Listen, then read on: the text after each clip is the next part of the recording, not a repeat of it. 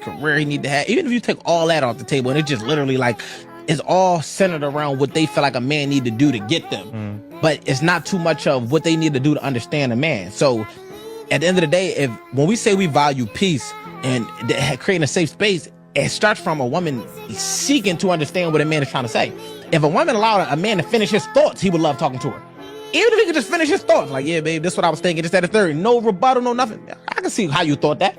I can see why you thought that. Like, even if it's like, she don't gotta agree, but I can see why you thought that. That alone would create a pipeline of communication where a man is coming to you with everything, because he like, all right, she at least allows me to complete my thoughts, right? But if a woman is kind of like more centered in self and kind of like abiding on those in that lane, she not really even thinking about what his needs or what matters. So when we think about how a woman could be more supportive, you gotta learn a man again, become more interested in us, give a fuck about what we want to do, our dreams, our aspirations. We fuel off talking about our purpose.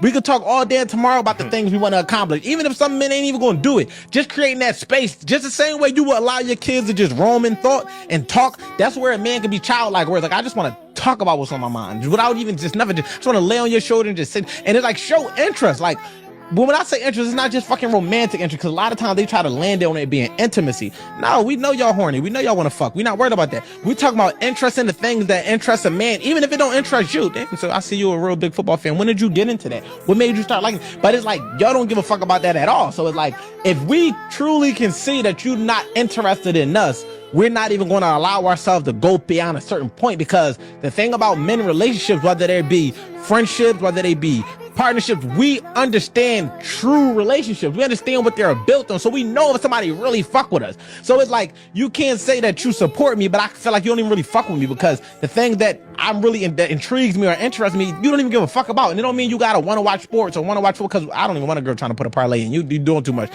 You too deep in the trenches at that point. My parlay ain't one lane. Yeah, you too deep. You too deep in the trenches. But just the fact of the matter is, just having that slight understanding for what makes a man happy, what makes a man upset, just giving a fuck, just caring. Going back to the whole caring conversation, that alone would make a man feel more supportive, because it's like, I know for a fact that she got my back because she listens when I talk. She adds valuable insight, not just a rebuttal. She actually is inspiring me to want to be better by her words versus trying to criticize me for the lack thereof. And it's like, just those little slight pivots, you know what I mean? Not making everything about you. That alone would. For breaking that shit down. God bless you. I'm telling you, God bless you. You ain't say no lies. Females, please rewatch this and take an accountability. Please take notes.